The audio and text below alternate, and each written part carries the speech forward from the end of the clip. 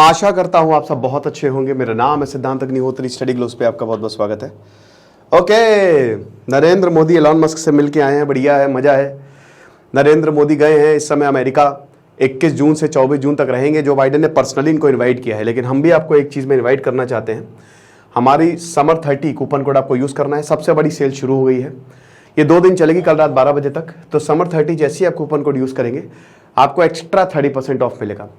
तो हमारा जो प्रहार बैच है वो इस समय लाइव है, लाइव एंड रिकॉर्डेड सेशंस है। Answer writing, essay writing sessions जो है वो बस शुरू ही होने वाले हैं। तो बिल्कुल देर मत करिए, मेरी पर्सनल गाइडेंस है, फटाक से कोर्स को अवेल करिए, आपको मज़ा आ जाएगी। चलो ओके, हमारे ऐप को डाउनलोड करिए, वहीं से ही आप कोर्स अवेल कर सकते हैं। तो बात हो रही है यहाँ पे एलॉन मस्क की। अब एलॉन मस्क ने ऐसा क्या बोल दिया? एलॉन मस्क ने बोला कि मैं तो मोदी जी का जबरा फ़ैन हो गया, मैं नरेंद्र मोदी का बहुत बड़ा फ़ैन हूँ। अभी 4 घंटे पहले मिल के आए हैं ये। अभी आपको पता है, इससे पहले 2015 में कैलिफोर्निया में, ये तब की तस्वीर है, फैक्ट्री में एलॉन मस्क से मीटिंग की थी नरेंद्र मोदी ने, और अभी मीटिंग की है।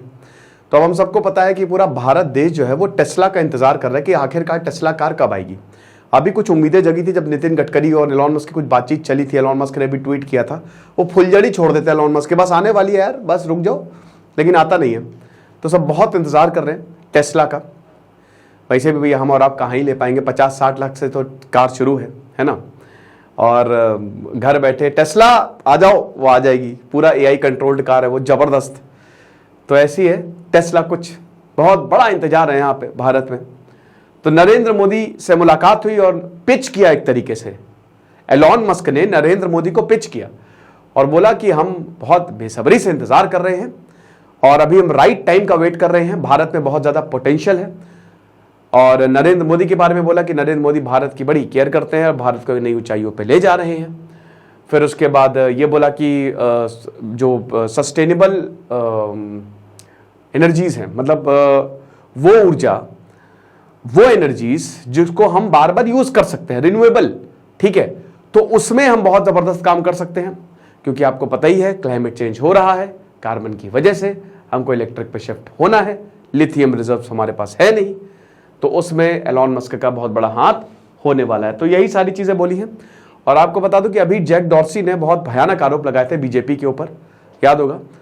और उसके बाद एलॉन मस्क से मिले। अब Elon Musk is also the owner of Twitter, सबसे ज़्यादा शेयर इन्हीं के पास है। तो नरेंद्र मोदी की ये मीटिंग है। नरेंद्र मोदी अमेरिका गए हैं और सबसे मिलेंगे। जो बाइडेन ने तो बोला था कि भैया हमारे पास टिकट्स नहीं है, मतलब आपने मुझे बहुत बड़ी मुसीबत में डाल दिया है, ये जो बाइडेन का कहना था नरेंद्र मोदी को। तो नरेंद्र मोदी इसमें फिजिसिस्ट हो गए, इकोनॉमिस्ट हो गए, साइंटिस्ट हो गए, जितने हैं, ठीक है, लीडर्स हो गए, पॉलिटिशियंस हो गए, एंटरप्रेन्योर्स हो गए। पॉल रोमर से मिलेंगे जो कि बहुत बड़े इकोनॉमिस्ट है। देन उसके बाद आपके ये नासिब तालिब से मिलेंगे, स्टैटिस्टिशियन, सिंगर से मिलेंगे। फिर उसके बाद नील डिग्राइसन से मिलेंगे। भैया बहुत बढ़िया, आपने वो मूवी देखी ना कॉस्मोस, वो वेब सीरीज 10 एपिसोड की, सबसे बेस्ट नील डिग्राइसन, जो कि बहुत ही फेमस फिजिसिस्ट हैं। और एलॉन मस्क से तो मिलेंगे ही मिलेंगे।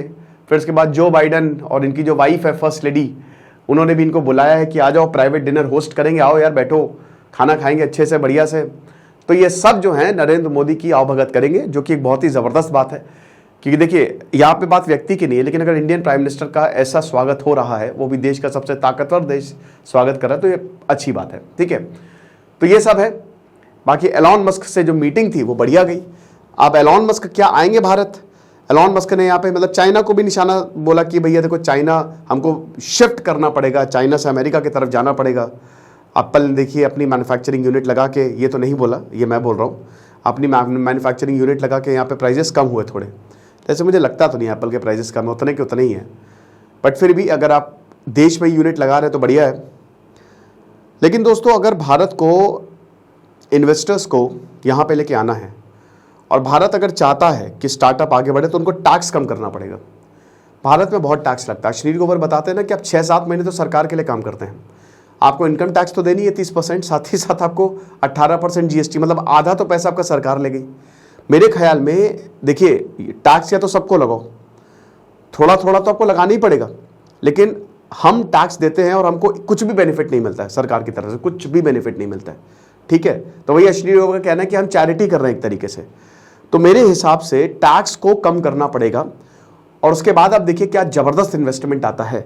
जितने भी देश में इन्वेस्टमेंट है इस समय, या जो एंटरप्रेन्योर्स है वो इंटरेस्टेड हैं, वो इसीलिए क्योंकि एक तो वहां की पॉलिसी, सरकार जो है उनको इनवाइट करती है कि आप हमारे यहाँ आओ। इजराइल पिद्दी सा देश, लेकिन सारी बड़ी बड़ी कंपनी ने अपने यूनिट वहीं डाल रखे हैं। चाइना में भी यही है, क्योंकि उनकी देशों ने बोला कि देखो आपको आपको जमीन चाहिए हम दे रहे हैं, आपको बिजली चाहिए सस्ता ना हमसे ले लो, पानी चाहिए हमसे ले लो, आपको जो चाहिए इंजीनियर चाहिए हमसे ले लो, चीप लेबर चाहिए हमसे ले लो।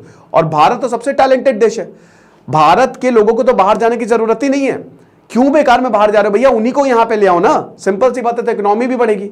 तो इसमें सरकार मिलने से कुछ नहीं होगा, पॉलिसी बढ़िया बनानी पड़ेगी कहीं ना कहीं। खैर मोदी सरकार इसमें काम कर रही है, स्टार्टअप के लिए स्टार्टअप इंडिया और भी बहुत सारी चीजें ये लेके आए हैं। बट मुझे लगता है कि जो चीज पे काम करने की जरूरत है वो टैक्स है। पिछली सरकारों ने नहीं किया, ये सरकार के पास बहुत अच्छा मौका है कि इस चीज पे काम करे। बट बजट आया बहुत ठीक रहा, मतलब अच्छा, बहुत अच्छा तो नहीं था बट ठीक ठाक था, एवरेज था, है ना। तो ये है।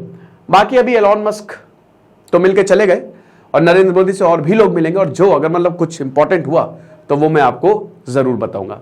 तो हम भी टेस्ला का इंतजार कर रहे हैं भाई, मुझे भी एक्चुअल असली में टेस्ला कार देखनी है कि दिखती कैसी है, ठीक है। बाकी ये प्रहार बैच को आप जरूर ज्वाइन करें, आपको बहुत ज्यादा फायदा होगा। Thank you so much.